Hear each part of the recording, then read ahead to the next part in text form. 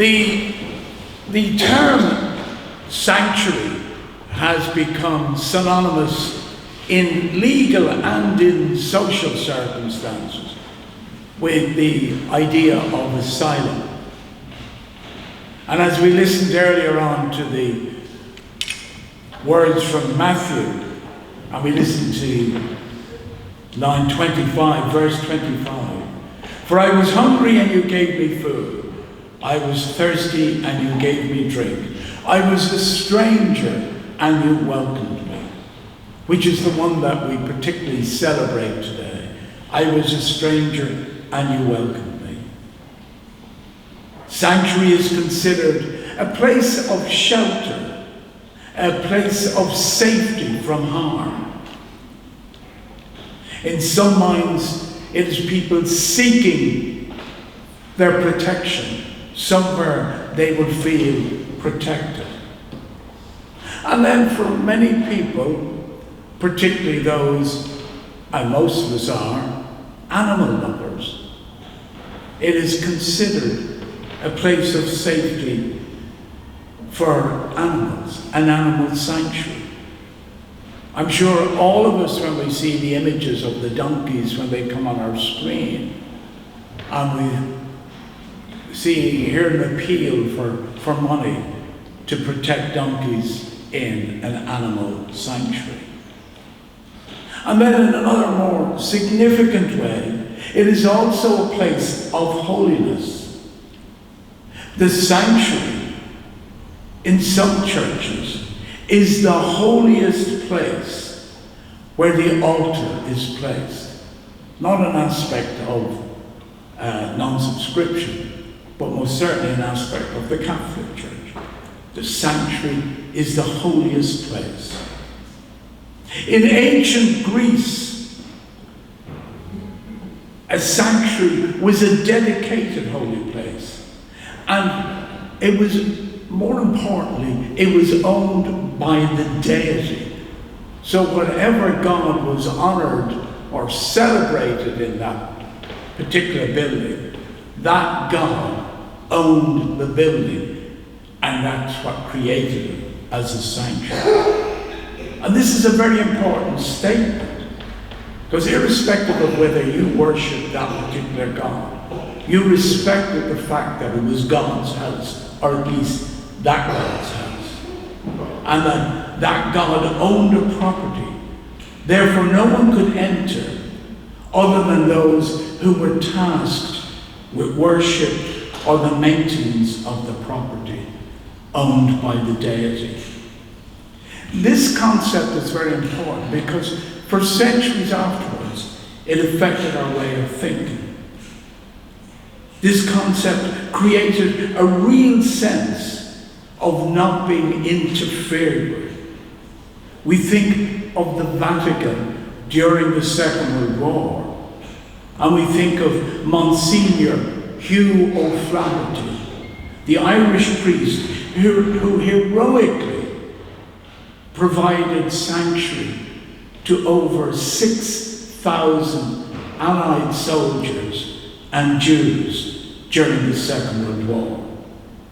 And what was incredible about that, and the incredible heroic task taken on by Monsignor Hugh O'Flaherty, was that the Germans, the Nazis, respected that sanctuary and never crossed the line into the Vatican.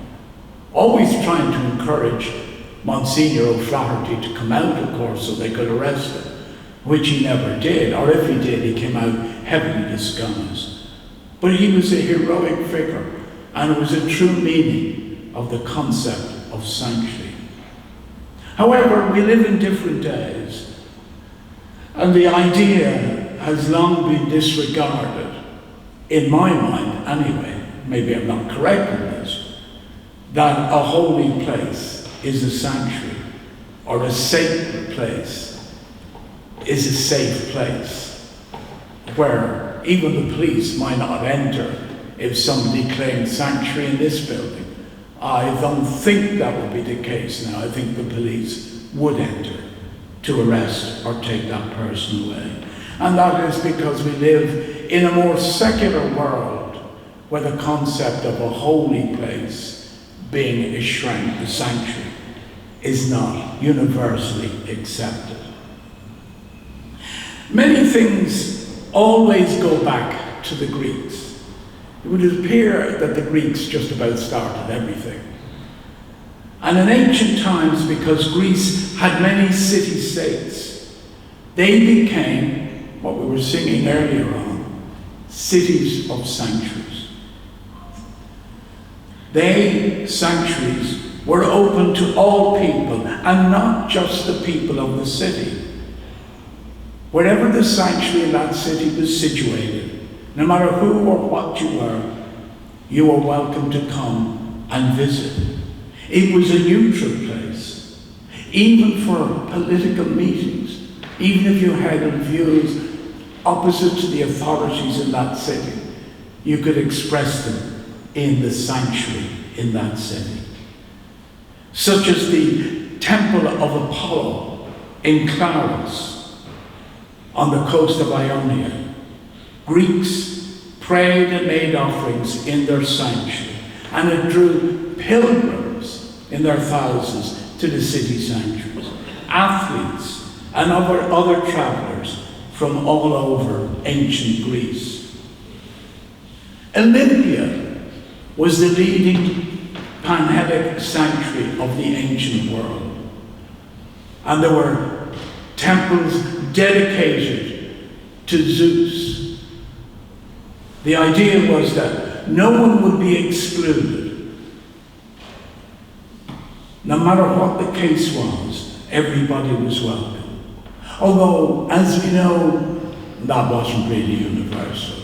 Even the wonderful Greeks dedicating to Olympia to the god Zeus. For instance, people with a disability were not welcome at that time to the games. Women were not welcome. Well, almost, but not quite every woman.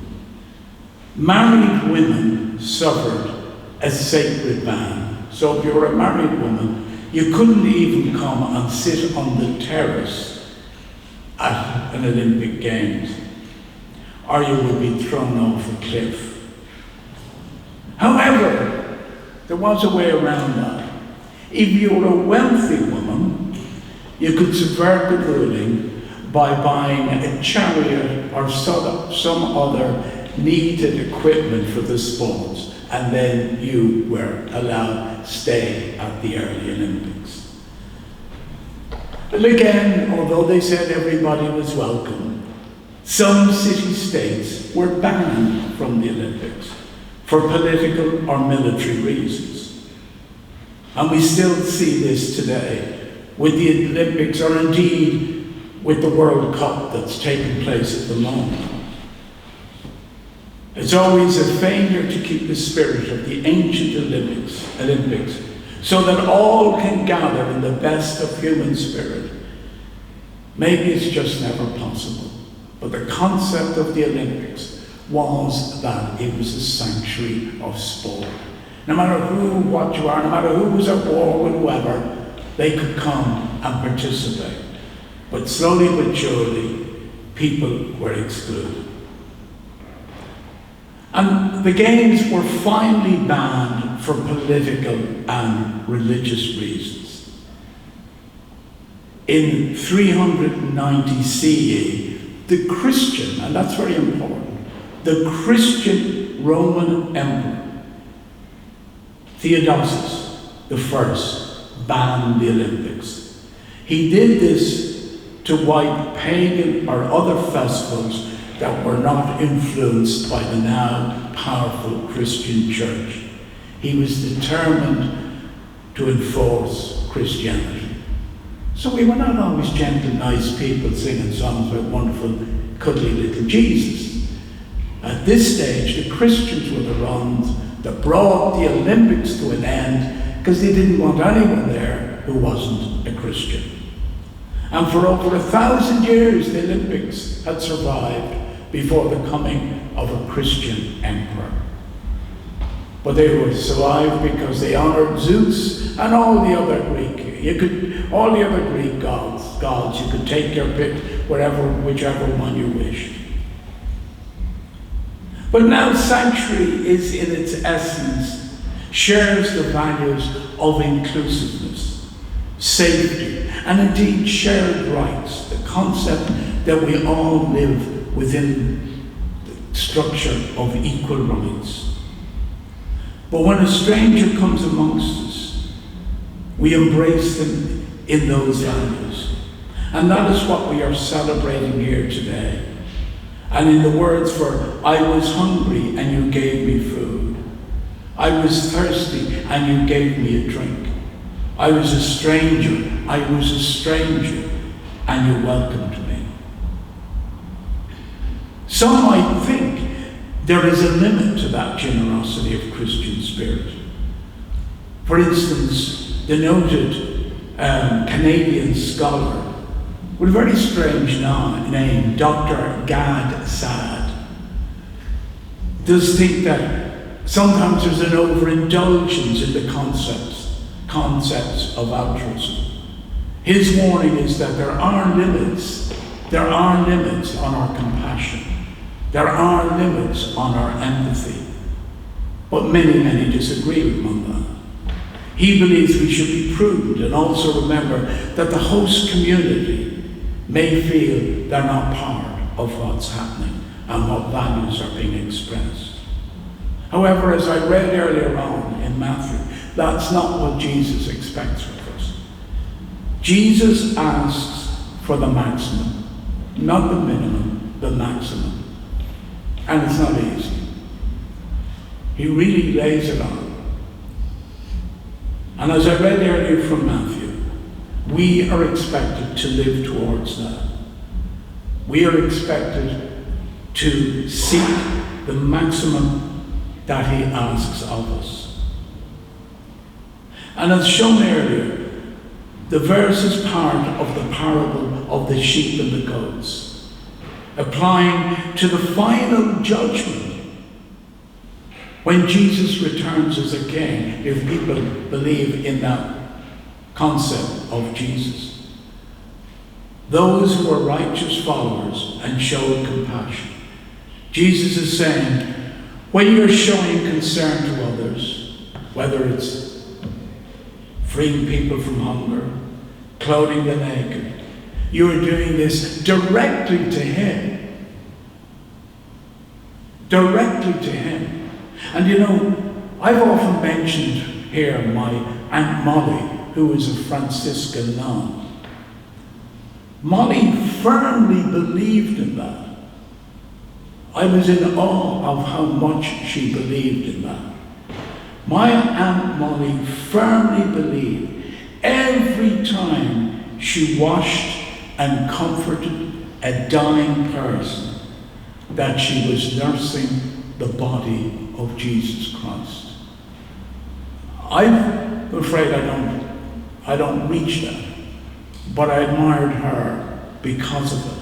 I remember when she was retiring at a convent, she gave me a cross, and I still have it, a crucifix, that she gave me because she said it was the crucifix she held in her hand every time she nursed a dying person or a very sick person and washed their body, that she was doing it to the body of Jesus Christ.